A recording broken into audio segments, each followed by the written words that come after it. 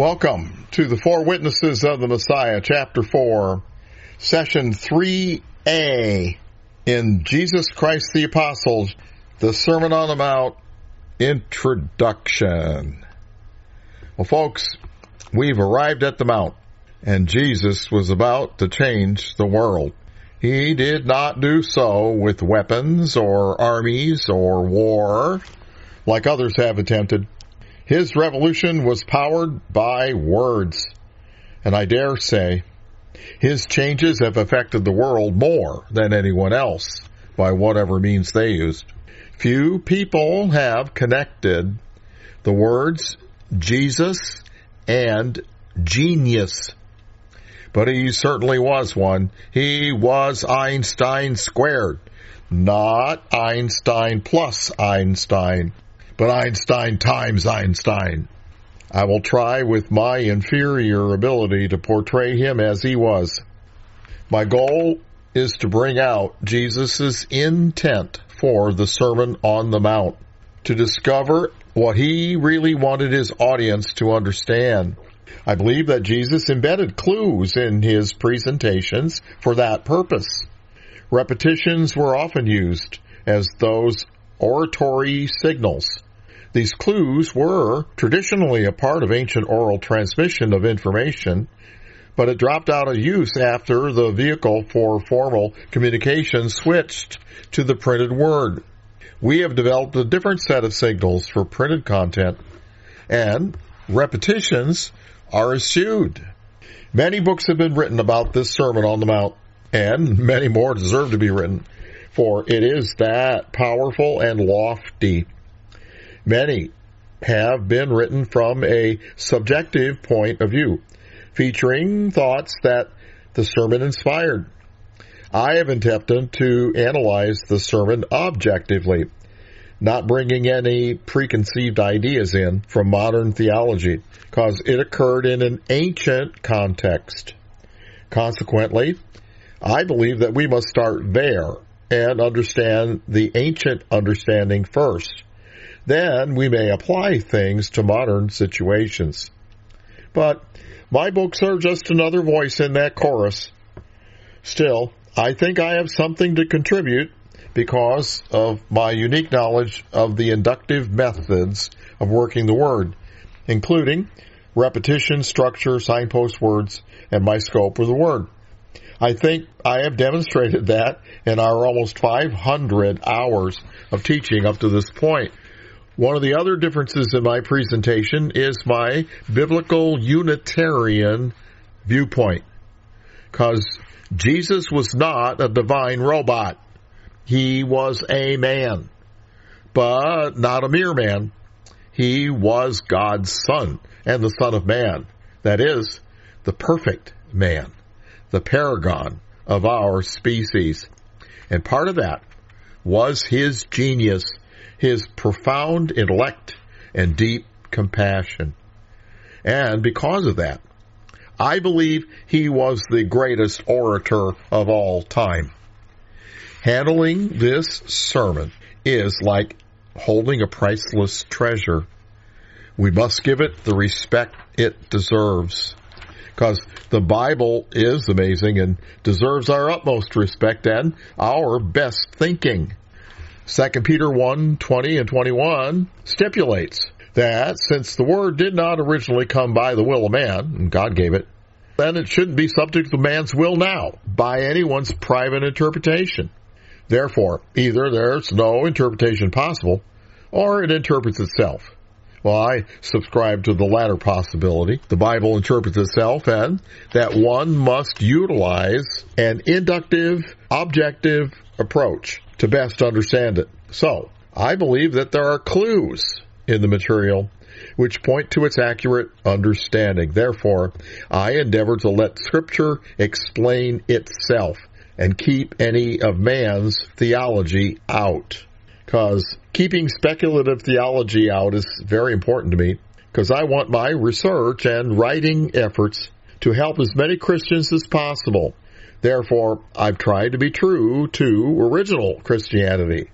Original Christianity is what the first century church believed, It's the common ground of all Christians, no matter what modern brand name they are.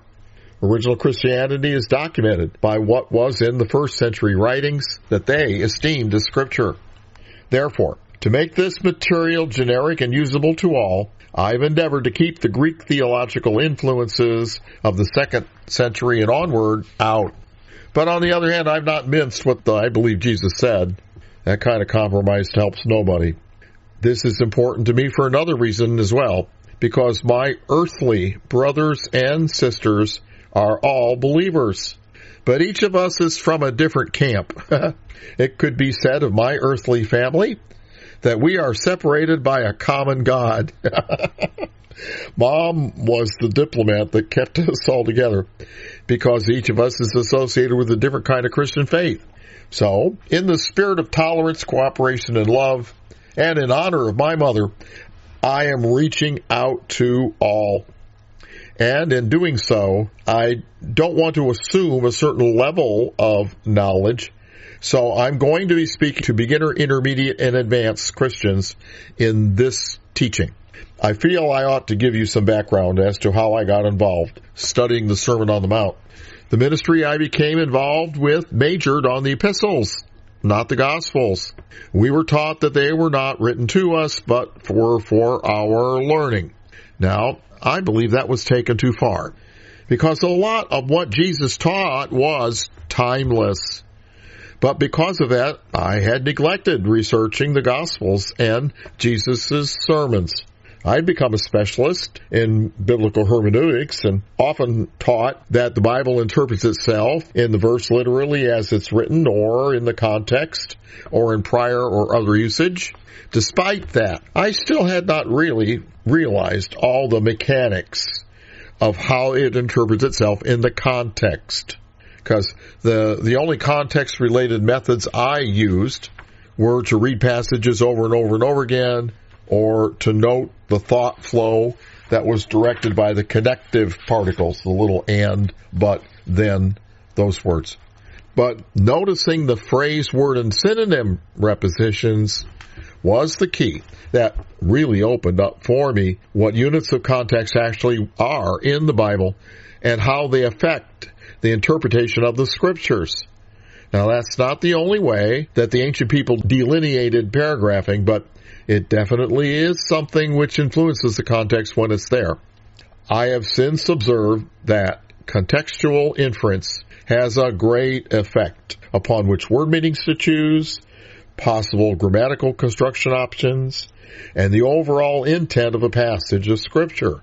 The context answers the question of why it says it, where it says it, when it says it. Once we are aware of that information, we can speak with more authority. I believe that the other approaches often are more like looking in from the outside. As I teach this material, I will take you through that path of realizing their significance. As my wife and my understanding of repetitions grew, we discovered more and more certainties in the Word. Ambiguous passages were made clear. Apparent contradictions were resolved, and erroneous interpretations were eliminated. Understanding repetitions was rewriting the Word for us. It was an exciting time in our research life. So, when my study of repetitions led me into noticing the beauty of Christ's 3 major sermons, I was astounded. Jesus, being the greatest orator of all time, was a master of figures of speech. I thought surely others have seen their splendor in the Sermon on the Mount, but nonetheless, after my studies, it was there clearly staring me in the face with the irrefusable invitation to share it. In 1977, the Lord had given me the assignment of, quote, if Jesus is not God, then who is he, unquote. I realized that comprehending these sermons offered the best way to reach my goal, to understand what Jesus was like through his own words.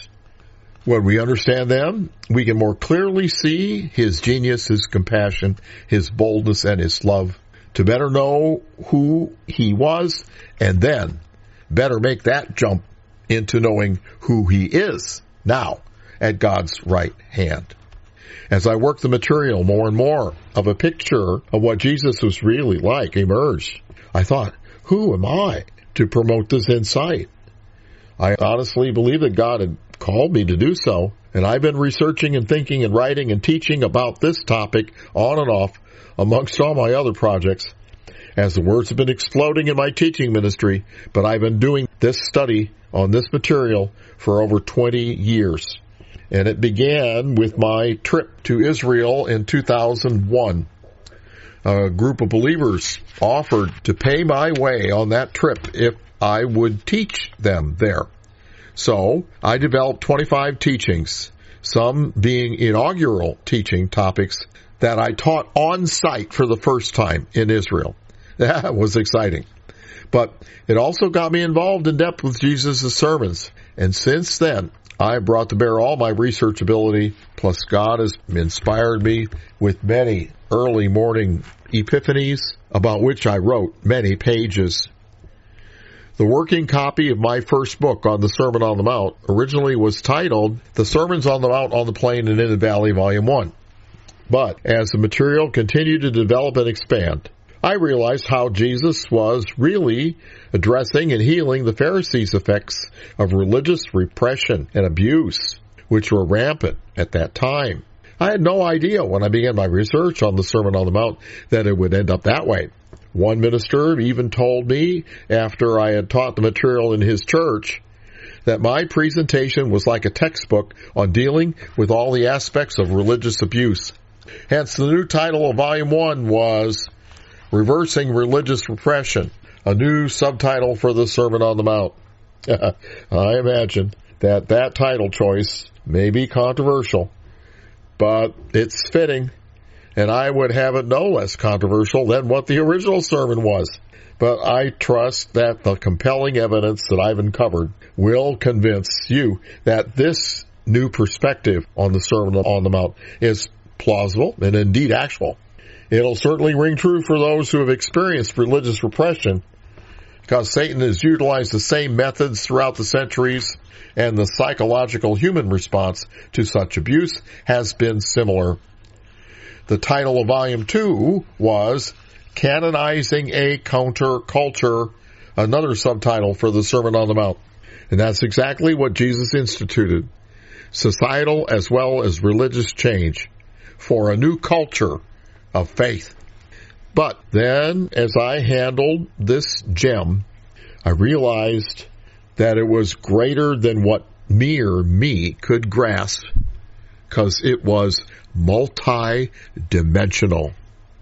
And it was then that my disrespect for others who held different interpretations melted away. The Sermon on the Mount has inspired millions through the centuries, and it has been viewed from many perspectives. And I think that's also fitting. This is because that sermon is so deep and profound. It is like a gem which reflects light from many sides. That's one of the traits of Jesus' teachings. I think the Lord would not have it understood any other way than as the many-faceted diamond that it truly is. The Sermon on the Mount surely is the highest and the greatest and the most profound dissertation ever given. Oh, well, who am I to dissect it or analyze it or even think I can understand it, since its true nature is so profound? Any attempt by any man would surely diminish it and bring it down. But how else can we down here at the level of mankind understand it unless somebody attempts to bring it down to our level? If one approaches it from the outside looking in, it indeed seems too massive, too big to comprehend. Consequently, many commentators have said that it is hyperbole. Some say it is set so high that man cannot ever hope to carry it out. But I don't think that can be true, especially because of the challenge that Jesus left us with to apply the teaching, how he ended his sermon.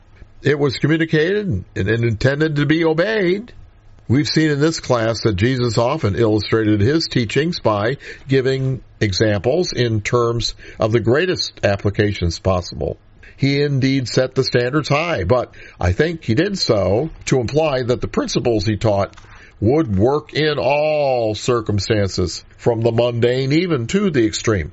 So, if we maintain that this sermon is so lofty and so high, so impossible to attain, that no one can carry it out, I think we're going to miss the point that Jesus is trying to make. I also realize that some may say that my explanations and methods or interpretations, quote unquote, may be cheapening it or bringing it down from the stratosphere where others see it. Well, it's definitely a profound sermon, but I ask, who is doing him the greater disservice? Those who incorrectly think his sermon cannot be applied because it's hyperbole, or who may possibly misapply it, or me who believes I can clearly show from the clues that he left what he meant and how it can be practically applied. I think that many of the people who originally heard it understood it enough to apply what they heard. That's the point of any sermon. Information transfer for the purpose of motivating action. The biblical student's assignment is to understand what was in the mind of the prophet when he wrote what he wrote. Is that possible? I think it is. And there are enough clues given in this sermon to approach that goal. One must use an inductive approach to achieve this, not coming to the material with any preconceived ideas. Then the information must be analyzed objectively, and then any subjective analysis may be done, but only within the bounds drawn by the objective findings. This sermon was Jesus' call to the Jewish believers to find those willing to follow him. It was a watershed event, a great turning point in history. It indeed was so important that there certainly should be enough in it for the pure in heart to understand. If we can look at it objectively, noting the patterns and sections therein, and let them point the way to its interpretation, I don't think anything could be wrong with that. If we're able to look at it in those smaller pieces and understand them, then I believe it'll be possible to ultimately comprehend the whole message. That's what I try to do in my research on the Sermon on the Mount. I want to recreate the information transfer that occurred on that day in June 27 A.D. The critics may say I've cheapened or polluted or brought it down. Yeah, if it truly was unattainable, maybe I have. But if it was designed to be practiced, then I think we've got something. And if it helps one person, if it brings only one more person to Christ by seeing Jesus more clearly, then my attempt is worth it. You know, truth has an inherent characteristic. It is bold. Truth needs no defense or excuse. It stands on its own. How things are is simply how things are. I cannot help but present my findings the same way because I care about truth. It is what changed my life. It is truth that redirected my destiny from oblivion to eternal love. So I stand for truth. Of all the things that Jesus taught, 2 sermons stand out. There are the Sermon on the Mount at the beginning of his earthly ministry and the Sermon in the Valley at its end, John 13 through 17. Then, sandwiched in between, is another sermon, less known, but I believe vitally important, called the Sermon on the Plain. Now, some may say that the Sermon on the Plain is just a parallel account of the Sermon on the Mount, because the content is similar, but I disagree, because it occurred coincident with the ordaining of the 12 apostles, which is an event that happened a while later, after the Sermon on the Mount. It also contains some significant differences, which prove that it is a separate teaching from the Sermon on the Mount. Now, there actually is a 4th sermon that's on par with these 3, Revelation 2 and 3, which I now call the Sermon from Heaven. A book on it is being worked on right now, and we hope to get it done soon. I just need a few 8-day weeks. I will show that these sermons contain the essence of faith. The words of Jesus have a profound and deep and multifaceted nature. which clearly sets them apart from others' words. This characteristic actually constitutes internal evidence of their authenticity. It was Jesus' hallmark. People ask, is there proof of a historical Jesus? His words are that proof. They are that profound. They are that exquisite and beautiful. Even his opponents said, no man spoke like this man. I will showcase the profound quality and multifaceted perspective of his words in this chapter. The deeper we drill down into them, the more we witness their accuracy and grandeur. I believe that these sermons recorded the central teachings of Jesus. They were the core of his apostolic ministry. They contained the seeds of what we now know as Christianity. But to the believers who first heard them, the first three sermons indeed represented the zenith of Judaism. The fourth sermon is from Jesus at the right hand of God, so it's even beyond the first three. Wow. The Sermon on the Mount was the mature consummation of the law of Moses, stripped of man's compromisings and adulterations, and containing the heart of David and the wisdom of Solomon, framed with the intellect of Isaiah and delivered with the bravery of Jeremiah. But superseding and permeating all was the dazzling display of the profound love, compassion, boldness, and genius which characterized Jesus himself. Wouldn't it be wonderful if we could understand Jesus' intent for his sermons? Wouldn't it be impactful to discern what his main points were? To really see what he himself wanted to communicate? You know, every good teacher will have a list of actions that he wants his students to take as a consequence of what he teaches. How did Jesus, the master teacher, want his audience to respond? I believe that it is possible to ascertain these things if we have the keys. I think I found some keys, and I'm going to reveal them. We are in the unique position of coming straight out of a comprehensive Old Testament history teaching.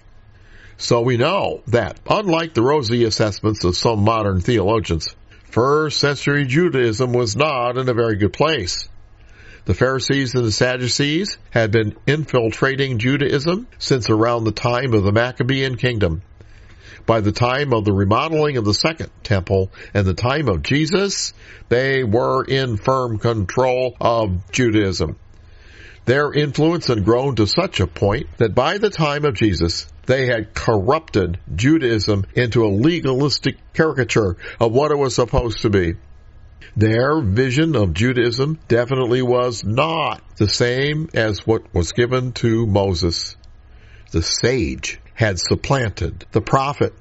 An oral tradition had risen alongside of the written word. Fence laws had been added by men to the law of Moses. To be a true Pharisee, it was calculated that one had to do 600 things a day. That's impossible. Well, that's what you get when legalism is unrestrained and people try to outdo each other in their shows of piety. We saw from the teaching of Malachi in the Old Testament history class that the priests were clueless regarding many important things. Malachi 2:8 declared, quote, "But ye," talking to the priests, "are departed out of the way. You have caused many to stumble at the law. You have corrupted the covenant of Levi, saith the Lord of hosts." Wow. Moses had warned against such things by admonishing the people to keep and do the word. But if they did not, as Deuteronomy 29:18 warned, quote, "Lest there should be among you a man or a woman or a family or a tribe whose heart turns away this day from the Lord our God to go and serve the gods of these nations, lest there should be among you a root that bears opium and wormwood." Gall is the word there in the text. Gall is opium. It's false teaching, spiritual fantasy that can cause people to believe and to get excited about stuff that has no basis in the Word. All speculation. And they can just float off into never land. They think they know so much, and they're so important, but they do little. The other reaction is wormwood. Folks get disillusioned with God and fall away from the faith because the words of men don't produce results and their needs don't get met. The Holy Assembly just becomes just tradition and humdrum, and they're there because they have to be in some way or another. They've been poisoned with spiritual wormwood. As we saw from the ministry of John the Baptist, he had the antidote for both of those poisons. The ways of walking for God had become so convoluted, he was sent to make the path straight again and to plow down the mountains and fill the valleys so God's people could once again walk upon the highway of holiness, that spiritual fire-bordered way of the tree of life. We saw from Zechariah's prophecy over the newborn son, John the Baptist, that the words of the saints and the words of the saints that they spoke to Mary and Joseph when they brought the infant Jesus to Jerusalem, that the people knew something was spiritually wrong. They were looking for the consolation of Israel. They were looking for redemption in Jerusalem.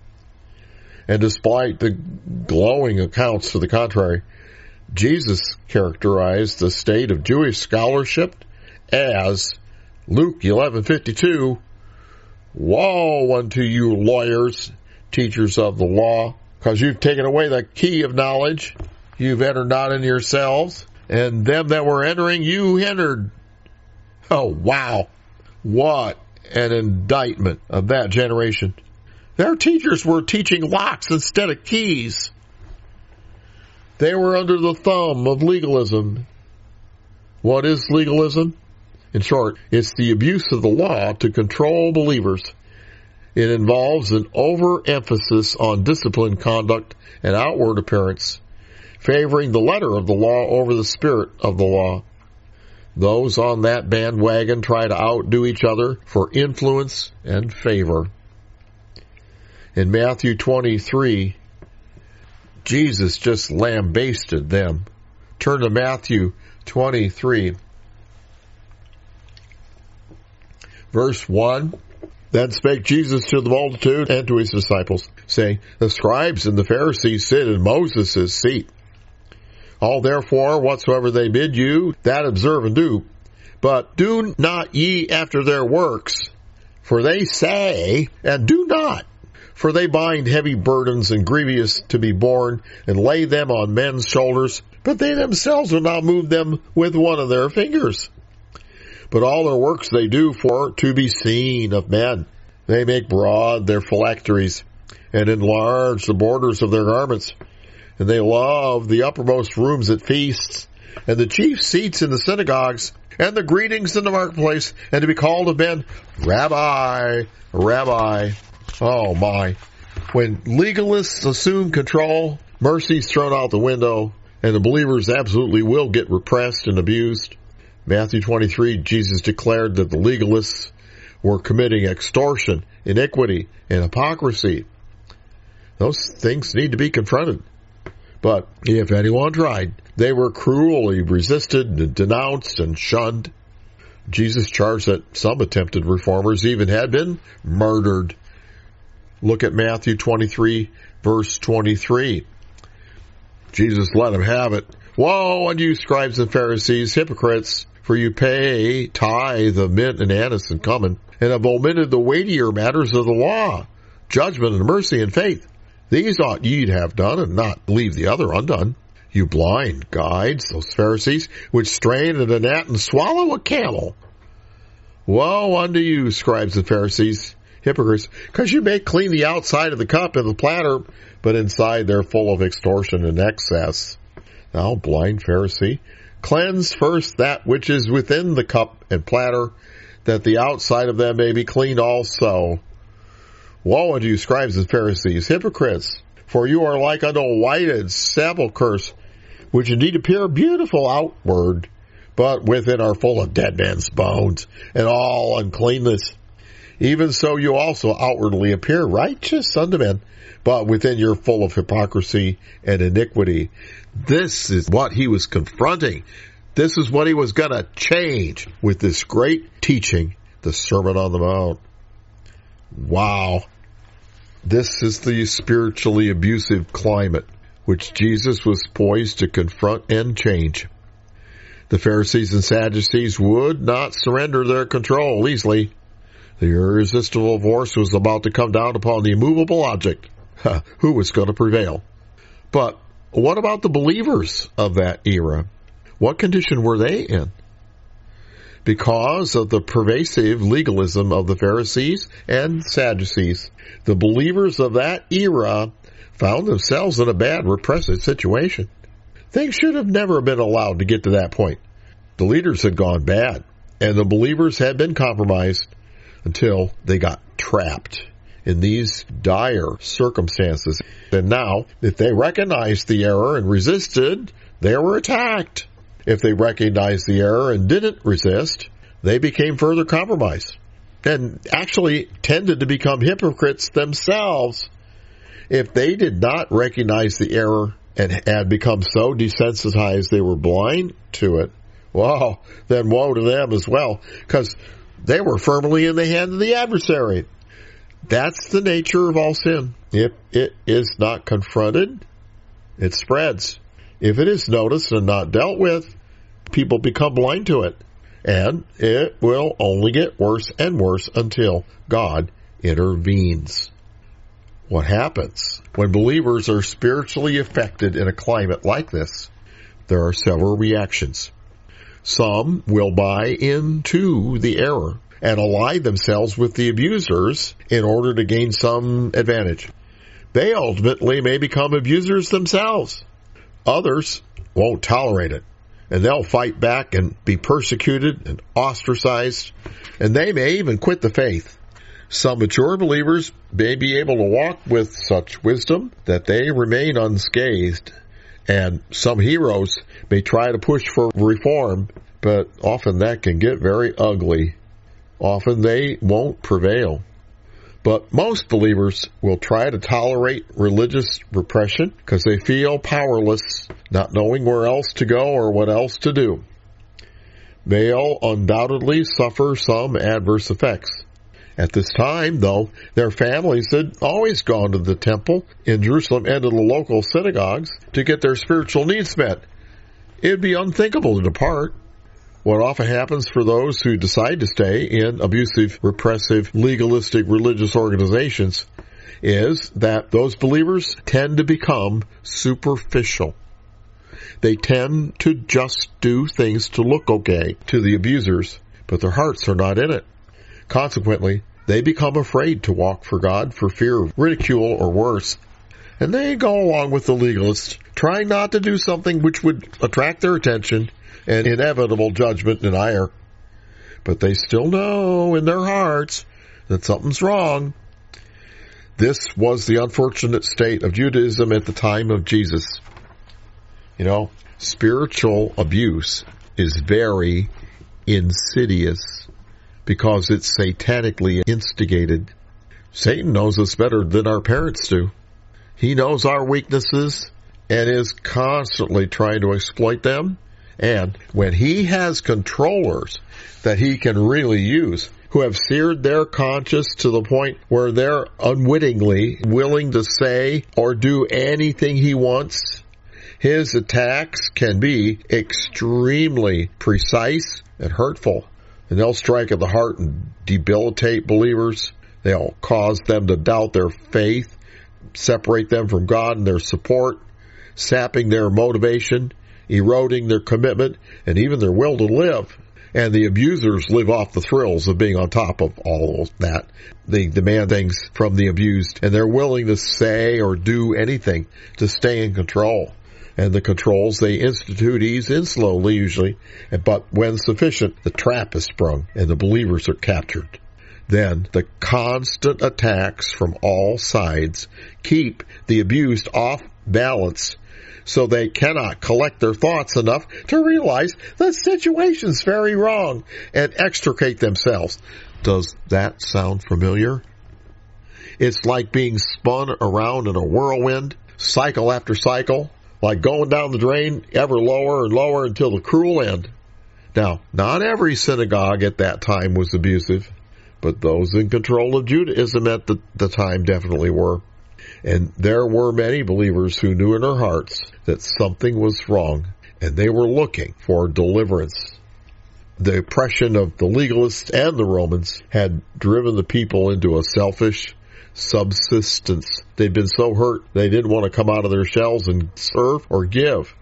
But John encouraged them to venture out of their comfort zone and give to others. He said, salvation's coming. This is a remarkable recommendation, because when people are repressed, they definitely are defensive, always reacting, trying to protect themselves from further harm. So this was the condition of the majority of the people whom Jesus was reaching out to. They were aching under the repression of religious abuse. They had been bruised by legalism and withdrawn into themselves, being afraid to walk for God. They were subsisting, still coming to the temple and the synagogues, because that's all they knew. But they were fearful, not wanting to get the attention and subsequent attack from any of the legalists. They needed genuine encouragement, not more motivation by the use of fear tactics. They needed to stop acting superficially, just doing enough to satisfy the legalists. They needed to be genuine. Some had begun to awaken, being catalyzed by the light from the ministry of John the Baptist. Those believers were desiring deliverance and actively seeking revival. It was a time of awakening, a generation opening up, seeking truth. As Luke 3:15 states, they were in expectation, wondering if the coming of the kingdom was imminent. Then a message was circulated. Big meeting in Galilee coming up. A teacher, Jesus of Nazareth, is going to teach. Wow, is he that one everybody's been talking about? Is he that miracle worker? Is he the one? Those in need, the sick and the curious, the confused and the searcher, the student and the sage, even some Pharisee spies flocked to the spot, and thousands were gathered. The next event is the Sermon on the Mount. This occurred sometime in the last half of the month of June in 27 AD, about 3 weeks after Pentecost. Tradition places the location of this sermon near the Sea of Galilee. They call it a sea, but the Great Lakes in the USA and Canada are much larger. It actually is a freshwater lake by our terms that is about 8 miles across, and it's less than 150 feet deep. This body of water is like a bowl, mostly ringed with mountains. But the word mount, quote unquote, is not necessarily a high mountain. It could be a smaller hill or portion of elevated ground. In 2001, I visited the site at Tabgha, Galilee, Israel, where tradition maintains that this event, the Sermon on the Mount, occurred. It is near Capernaum, on the north side of the Sea of Galilee. And just like everything else in the Bible lands, there's at least one church or shrine built upon where they think the spot was. There at Tabgha, they have a beautiful building and manicured grounds with a winding pathway through peaceful, lovely gardens. And there are stations along the pathway with benches where one can sit and meditate upon the Latin inscriptions of each of the statements of blessing that Jesus uttered. Each engraved Latin sign begins with the word beati, which means blessed in Latin. That's why the opening statements of the sermon are called the Beatitudes, from that Latin word beati. However, I think the shrine is in the wrong place. You know where it should be? Behind the shed. That's classic. You can clearly see the actual place from the tour bus coming up the road from Tiberias. It is unmistakable. One look and you too will conclude it had to be the spot. It's the only place like it on the northern shore of the Sea of Galilee. In a moment here, I want you to get out your pencil. I'm going to give you the latitude and longitude so you can look it up, okay? If you were familiar with the region and wanted to speak to a large crowd, it would be the best place around. Here's the latitude and longitude. Okay, you know what the degree symbol is, that little circle. The minutes signal is 1 apostrophe, and the seconds signal is 2 apostrophes. All right, it's located at latitude 32 degrees, 52 minutes, 55.55 seconds north. So, latitude 32 degrees, 52 minutes, 55.55 seconds north. The longitude is 35 degrees, 33 minutes, 5.2 seconds east. So that second figure is 35 degrees, 33 minutes, 5.2 seconds, and east. All right? So if you put those two things into Google Maps and press enter, then it'll take you to it. Now, to get the degree symbol on your Windows PC, that little circle, you have to turn on the numlock on your computer keyboard, and then you press and hold the Alt key, and then type 0176 on the numeric keypad, and then release the Alt key. All right, you don't use the numbers on the top line. If you do that, then the degree symbol will appear. If there's no numeric keypad on your laptop, then what you do is you hold the FN key and the Alt key at the same time, and then you type 0176 on the keypad section, and then you release. That little degree thing will appear. All right? We'll make a geek out of you yet, all right? And if you don't remember that, just Google it, how to make the degree symbol. Now, if you got an Apple computer, God help you, I don't know how to do that. But anyway, and what's really cool is if you go to Google Maps, you'll be able to see this. I'll tell you that in a moment. But on the Tiberias Road, Route 90 follows the shoreline of the Sea of Galilee up to this spot in Tagba. And then Highway 90 turns away from the sea, and it goes upward to arrive at the high ground that rings the Sea of Galilee. But in order to get up to that higher plane, the highway has to ascend up the incline of a natural amphitheater. And that's where this happened. It's a bowl-shaped valley, about 500 meters wide, that's carved into the hillside that rings the north end of the Sea of Galilee. And the highway zigzags up this incline with a switchback on that side of the valley to join the road at the top that goes toward Jordan. Now, at the top of the hill is Route 8177. And that goes to the Church of the Beatitudes. It turns south, back toward the Sea of Galilee, and then it splits with a portion running off to the left to a parking lot, and a portion that goes straight. And that straight portion has a number of work-related sheds on the right for storage of supplies and equipment, lawnmowers and stuff. Further down that driveway are some garden plots on that land that rises from the seashore. But out behind the sheds, further to the right, in the middle of that amphitheater, toward Tiberias, is a little rise of that high ground that rims the natural amphitheater, and it juts out into the amphitheater. And it's there between the basin and the sea. If you have an opportunity to go to those coordinates in Google Maps, and then you press enter and it'll show, you'll see that switchback there. You'll see the zigzag on Route 90.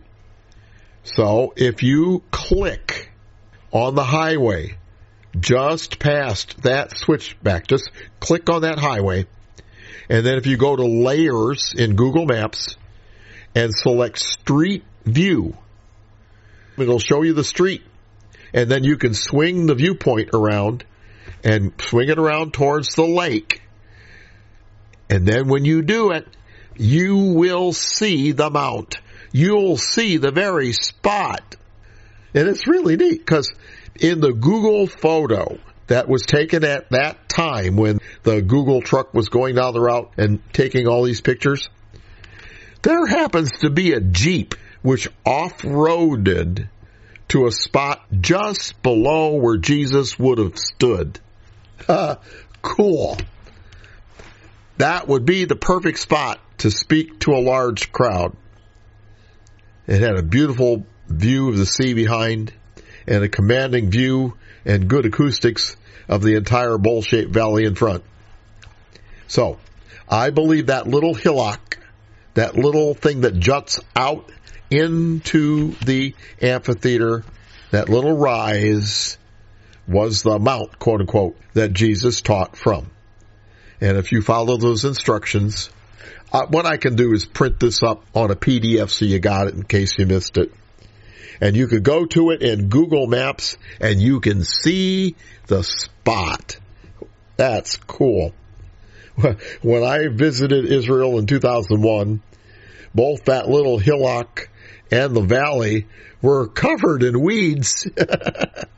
I would love to go back there sometime and obtain permission to borrow their lawnmower and clear out a patch of land there on that little hillock. Except for any lily of the valleys, I wouldn't mow those down. And I'd love to teach believers from that spot. In order to best understand the sermon, we have to consider it in sections.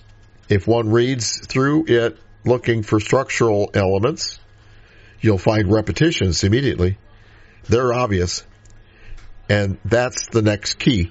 The repetitions separate the sermon into clearly defined parts. And then in between the sections that have all the repetitions are other sections, which are exhortation sections. And they call the listeners to action. So the ornate sections are preaching, Keruso, and the encouragement sections are euangelo. I'll detail the repetitions as I discuss each section, and I'll also give you that in a PDF. So, what they are is in the first section, Matthew chapter 5, 3 through 12 is the opening fanfare. It's the proclamation of the kingdom of heaven is at hand, and that Jesus is its prophet. It's characterized by a fanfare of the ninefold repetition of the word blessed, the Beatitudes. The second section is Matthew 5, 13 through 16. This is the first call out of captivity and repression to be genuine, that encouragement section. Then the third section is Keruso again, Matthew 5, 17 through 47. And it exposes the abuse and hypocrisy of the legalists, and it resets standards. This has the repetition of, you have heard it's been said, but I say to you. You've heard it's been said, but I say to you. There are 6 of those. Then, the fourth section, Matthew 5:48, just has one verse. It's a call out of captivity into genuineness, encouragement. So then, the fifth section is another Keruso, has repetitions. Matthew 6, 1 through 18, that exposes and heals the hypocrisy of the legalists. And it's indicated by the repetitions of the word reward. And verily, verily, they have their reward. There are other repetitions in that section as well. Then the sixth section is Matthew 6, 19 through 34. This is another exhortation section, and it contains one of the central themes of the sermon, how to be genuine and not hypocritical. 7th section is also structured Caruso. Matthew 7, 1 through 23. This has 9 proverbs instead of 9 beatitudes at the front. This is at the conclusion, has 9 proverbs. And then the final and 8th section is Matthew 7, 24 through 27. And that is the call to apply what was taught. So, here we are at event 4.12, the Sermon on the Mount. That was the introduction. Matthew chapter 5, verse 1 and 2. Please turn there, Matthew chapter 5, verse 1. And seeing the multitudes, he went up into a mountain, into a hill, and when he was set, his disciples came unto him, and he opened his mouth and taught them. Just before the sermon began, Matthew 5:1 said, when he was set. Oh, that phrase implies so much, because Jesus had been building towards this point for his entire life. It was his Father's business that he launched himself into from an early age. This sermon would be his formal inaugural speech and introduction to the people in this phase of his ministry, Jesus Christ the Apostle. Jesus had to get this kickoff right, or else he'd just be another sideshow, another hope dashed in pieces. This undoubtedly would be a public test, a trial of sorts. For there would be many watching and wondering, especially due to the statements of John the Baptist that another was following. Would he be Messiah-like? And then critics definitely also would be there, ready to pounce and rip him apart. Yeah, he had to deal with those his entire ministry. But if he was successful, his message would be a watershed event, like a huge spiritual earthquake, and the world would begin to change. Mankind had been yearning for the Messiah ever since he was first promised, moments after Adam fell in Genesis 3. The prophets had told of his coming. The tabernacle and temple had been built to illustrate his redemptive work. The nation of Israel had been preserved and kept intact long enough for the stock of the progeny of David to produce him, despite all the vicious attacks against them and their nation. The adversary had tried so many times to annihilate the Jews and to prevent his coming, and hadn't stopped since for spite. But he failed, and the Savior was finally born. And also Mary and Joseph had the Spirit upon them, indicated by their prophecies and dreams, and they'd raised Jesus with God's guidance. They had told him from a young age who he really was, that he was the Son of God, spoken of in the Bible. He read the Scriptures. He probably had memorized a personal copy of the Old Testament scrolls, purchased from the proceeds of the gold, frankincense, and myrrh given him by the wise men that remained from the family's flight from Egypt. He participated in his local synagogue in Nazareth, and he had been recognized as a rising star, having ability and promise, having been given the honor of reading from the scrolls during the worship service. He had made the Scriptures his own, and he ate and drank and dreamed them. He lived and exemplified them. He had prepared and waited, being about his Father's business, anticipating the time of his revealing to God's people. There were definitely years of preparation and thought behind every concept that Jesus was about to publish. He was like a coiled spring, ready to release. We also have to realize the attitude of the crowd. It was not a complacent group. They were curious and hungry Jewish believers. His fame had gone out throughout Galilee because of the miracles that he'd worked. People had never seen healings and deliverance like that before. It was apostolic. So they were waiting his words. Many of the followers of John the Baptist had come to hear Jesus because John was just recently put in jail. The air must have been tense with excitement and anticipation. There were thousands of people there. Was he the promised one? So, this was one of those special occurrences when a speaker is very prepared with a poignant message and the crowd is at a heightened state of anticipation. It is difficult to adequately express the unique importance of this moment. Like Joe Louis, his muscles coiled and glistening with sweat in the bright lights a moment before the knockout punch.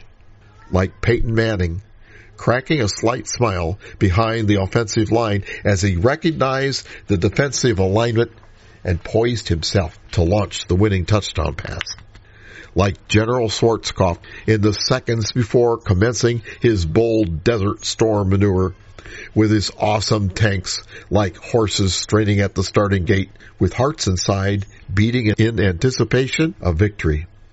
But the Roman soldiers languished ignorantly in the warm sun, and the Pharisees yawned arrogantly in their complacency as the people trembled under their yoke of bondage and wondered, was he the one? Meanwhile, Satan's minions who did know clenched their fists. The world lay ready like a freshly plowed field, prepared to devour his seed, and then Matthew tells us he opened his mouth. He opened his mouth. The fire hose was turning on. What did he say next? What did he say next? We'll have to wait till the next session when Jesus will turn on the fire hose. Bless you.